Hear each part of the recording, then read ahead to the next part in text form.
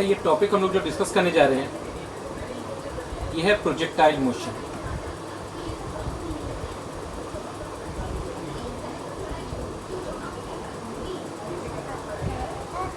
Projectile motion का क्या मतलब था? प्रोजेक्टाइल का मतलब क्या होता है? प्रोजेक्टाइल का मतलब ये होता है कि अगर हम किसी ऑब्जेक्ट को इस तरह से थ्रो करें कि वो किसी हॉरिजॉन्टल से किसी एक पर्टिकुलर एंगल पे अगर वो थ्रो की जाए ऑब्जेक्ट पर, जस्ट लाइक दिस वन, अगर इस तरह से थ्रो कर रहे हैं, ये हॉरिजॉन्टल से इस समय किसी ना किसी एंगल पे थ्रो की गई है, तो इस तरह का जो पाथ होता है, ये जो पैराबोलिक पाथ होता है, इस पाथ को बोलेंगे प्रोजेक्टाइल। इस तरह के मोशन को क्या बोलेंगे? प्रोजेक्टाइल मोशन कहेंगे। और जो बॉडी होगी उसको कहेंगे प्रोजेक्टाइल। इसका जो पाथ होता है, ये पाथ बेसिकली पैराबोलिक पाथ होता है। इसको हम लोग बाकायदा प्रूव करेंगे। अब इसमें कुछ चीजें समझनी है हमें, कुछ एजम्पशंस हैं। उन एजम्पशन में सबसे पहले हम लोग ग्रेविटी को, यहाँ पर ग्रेविटी को हमेशा डाउनवर्ड मानेंगे। और दूसरी सबसे एजम्पशन ये है कि यहाँ पर फ्रिक्शन जो होगा, एयर का जो फ्रिक्शन होगा, वो निग्लिजिबल माना जाएगा। मतलब वो ये सारा का सारा मोशन एब्सेंस ऑफ फ्रिक्शन यानी एयर के एब्सेंस में ये मोशन माना जाएगा। तो इसमें कौन कौन से कॉन्सेप्ट्स हैं, कौन कौन सी बेसिक चीजें हैं, उनको एक बार डिस्कस कर लेते हैं।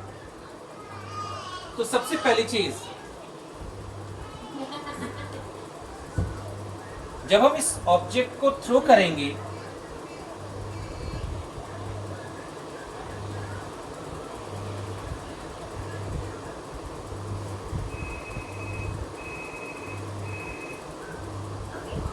ये मान लीजिए ये इसका इनिशियल पॉइंट है जहां से ऑब्जेक्ट को थ्रो किया गया है। तो जहां से ये ऑब्जेक्ट को थ्रो किया गया है वो हॉरिजॉन्टल से एक पर्टिकुलर एंगल बनाते हुए थ्रो की गई है, वो एंगल है थीटा।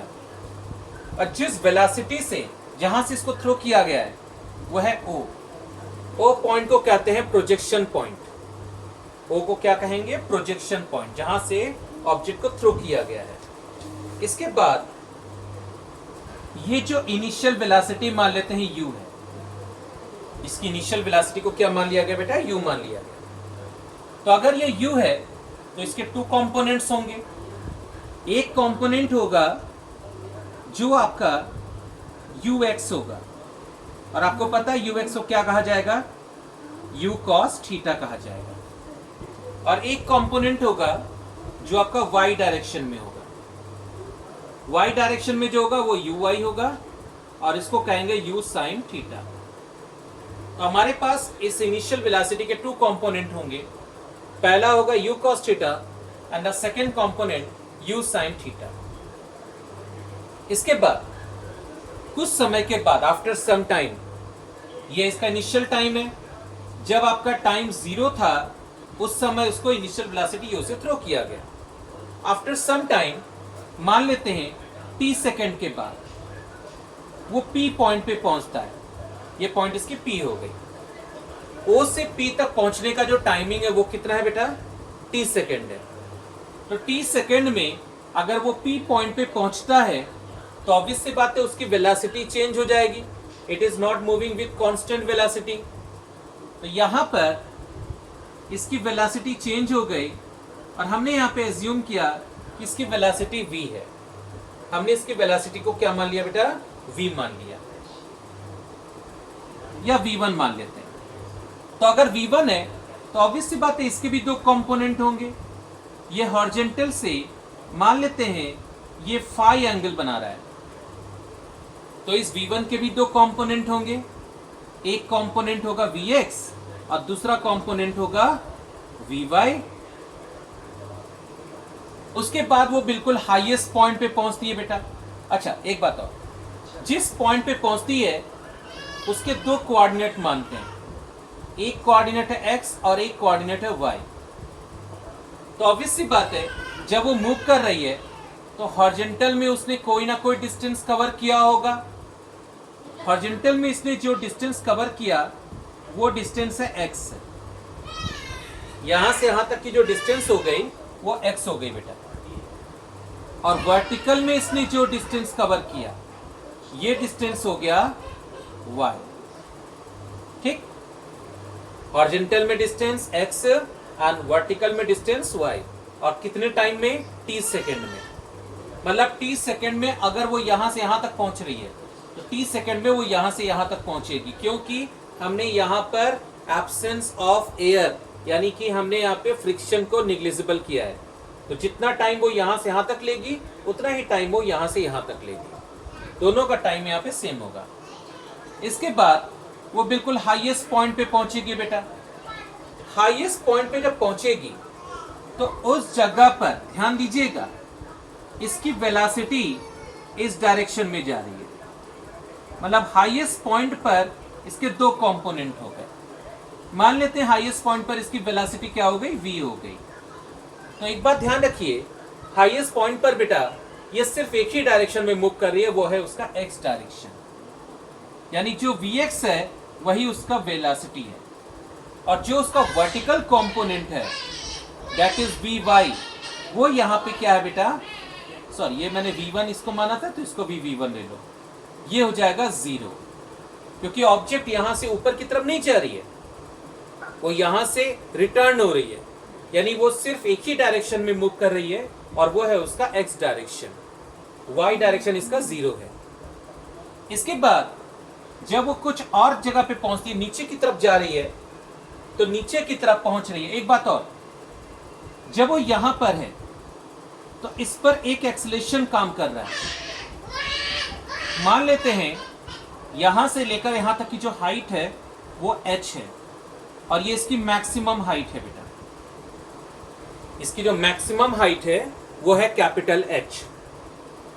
इस जगह पर बॉडी जो है डाउनवर्ड मूव कर रही है, मतलब इस पे जो एक्सेलरेशन काम कर रहा है वो सिर्फ एक ही एक्सेलरेशन काम कर रहा है, वो है आपका डाउनवर्ड एक्सेलरेशन। अब एक बात समझिएगा, यहाँ पे ये तो मैंने वेलोसिटी की बात कर दी। जब यह ऑब्जेक्ट यहां से यहां पे स्ट्राइक करेगा, तो यहां पे जब स्ट्राइक करेगा तो ये किसी ना किसी वेलोसिटी से स्ट्राइक करेगा, और साथ ही साथ ग्राउंड को ये किसी ना किसी एंगल पे स्ट्राइक करेगा। यानी एंगल जो मान लेते हैं वो ये मान लेते हैं, अगर ये एंगल थीटा नॉट है तो ऑब्वियस सी बात है ये एंगल भी कितना हो जाएगा? Theta naught. ये हमने इतना एजम्पशन मान लिया। यहां तक तो बात हुई बेटा वेलोसिटी की। अब एक बात आपको बिल्कुल याद रखनी है, ये प्रोजेक्टाइल मोशन का सबसे इंपॉर्टेंट कंडीशन है। इन एवरी कंडीशन, चूंकि यहां पर एक्सेलरेशन, यहां पर हम लोग यहां पे जो भी डिस्कशन कर रहे हैं ये एब्सेंस ऑफ एयर की बात हो रही है। मतलब यहां पर हॉरिजॉन्टल वेलोसिटी, हॉरिजॉन्टल कंपोनेंट जो होगा बेटा, इस पॉइंट को समझिएगा, जो वेलोसिटी का हॉरिजॉन्टल कंपोनेंट होगा ये हर जगह पर कांस्टेंट होगा, मतलब ये नहीं चेंज होगा। यानी इसका जो हॉरिजॉन्टल कंपोनेंट यहां पर है वही हॉरिजॉन्टल कंपोनेंट यहां पर होगा, वही हॉरिजॉन्टल कंपोनेंट यहां पर होगा, वही हॉरिजॉन्टल कंपोनेंट यहां पर होगा। सपोज यहां पर भी ऑब्जेक्ट मान लीजिए यहां वेलोसिटी v2 हो गई, तो इसके भी दो कंपोनेंट हो गए। ये एंगल मान लेते हैं थीटा 2 है, तो इसका हो गया v2x, और ये हो जाएगा v2y। तो हॉरिजॉन्टल कंपोनेंट जो होगा वो हर जगह पर कांस्टेंट होगा। यानी आप कह सकते हो ux जो होगा वो इक्वल होगा v1x के, ये इक्वल होगा vx के, ये इक्वल होगा v2x के, और ये सब के सब इक्वल होंगे किसके? u cos थीटा के।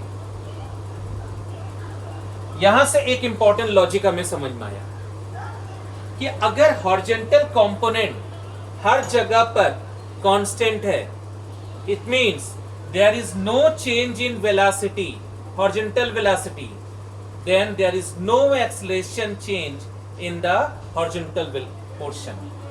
तो horizontal component यानी ax जो होगा वो हो जाएगा 0। भाई acceleration is change of rate of change of velocity ना, जब horizontal velocity जितना यहाँ है उतना यहाँ पर भी होगा, इस मीन्स इसका जो एक्सेलेरेशन का जो हॉरिजॉन्टल कंपोनेंट है वो क्या हो गया, जीरो हो जाएगा। तो acceleration will be zero in horizontal component. It's a very very important point बेटा। नेक्स्ट, अब आते हैं एक्सेलेरेशन का एक कंपोनेंट हमें पता चल गया कि वो जीरो है। अब रही बात वाई कंपोनेंट, इस जगह पर इस पर एक ही डायरेक्शन काम कर रही है, वो है ए वाई। यहां पर भी जो आपका एक्सेलेरेशन काम कर रहा है वो है downward, that is a y. यहां पर भी क्या है, ए वाई। हर जगह पर ए वाई यहां पर क्या है, डाउनवर्ड है, जबकि ए एक्स क्या है, वो जीरो है। इस जगह पर ए एक्स आपका जीरो हो गया। उसी तरीके से इसका इस जगह पर ए एक्स आपका क्या हो जाएगा बेटा, जीरो। यहां पर भी ए एक्स क्या हो जाएगा, जीरो हो जाएगा। एक्सेलेरेशन का सिर्फ एक ही कंपोनेंट यहां पे काम करेगा। ये हो गया बेटा आपका हॉरिजॉन्टल कंपोनेंट का पूरा कॉन्सेप्ट। अब हम इसको स्टार्टिंग करने जा रहे हैं, आप इसको अच्छे से समझिएगा और पूरा अच्छे से क्लियर करने की कोशिश करिएगा। स्टार्टिंग सबसे पहले हम करने जा रहे हैं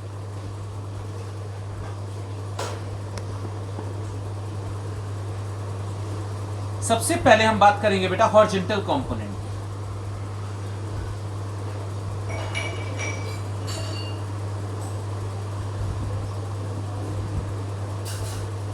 हॉरिजॉन्टल कंपोनेंट में सबसे इंपॉर्टेंट चीज है कि यहां से लेकर यहां तक 30 सेकेंड में ऑब्जेक्ट कुछ ना कुछ डिस्टेंस ट्रैवल कर रहा है। ये जो डिस्टेंस ट्रैवल कर रहा है इसको x कहेंगे। तो हम इसका इक्वेशन बना रहे हैं, x equal to u x into t plus half a x into t square. हमें पता है हॉरिजॉन्टल कंपोनेंट में ए एक्स जो है वो आपका जीरो है। अगर हॉरिजॉन्टल कंपोनेंट में ए एक्स जीरो हो गया बेटा तो x इक्वल टू क्या हो जाएगा, u cos theta into T and plus zero. यहां से तुम टाइम निकाल लीजिए, ये प्लस हो जाएगा। यहां से आप टाइम को कैलकुलेट कर लीजिए, तो टाइम इक्वल टू क्या हो जाएगा, x upon u cos theta. ये हो गया आपका टाइम की वैल्यू, मतलब इतने टाइम में वो ऑब्जेक्ट यहां से लेकर यहां या यहां से लेकर यहां तक पहुंचेगी, ओ से लेकर पी तक पहुंचेगी, इतना टाइम लगेगा। ये तो हो गया हॉरिजॉन्टल कंपोनेंट। अब बात करते हैं इसका वर्टिकल कंपोनेंट। वर्टिकल कंपोनेंट में 30 सेकंड में ही ऑब्जेक्ट y डिस्टेंस कवर कर रही है। 30 सेकंड में ही ऑब्जेक्ट y डिस्टेंस कवर कर रही है। तो 30 सेकंड में अगर ऑब्जेक्ट y डिस्टेंस कवर कर रही है तो y इज इक्वल टू, ध्यान से देखिएगा, u y into t plus half a y into t square. गौर से देखिए हम क्या कर रहे हैं, y equal to u y into t plus half a y into t square. Object यहां पर अपवर्ड डायरेक्शन में है, जबकि एक्सेलेरेशन जो है उसका डाउनवर्ड काम कर रहा है। इसका मतलब यहां ए वाई जो होगा वो आपका हो जाएगा माइनस जी, और जो आपका यू आई है this is equal to u sine theta. U i की वैल्यू है यू साइन थीटा और इसकी वैल्यू इतनी हो गई, यहां वैल्यू पुट कर दीजिए। तो y equal to u sine theta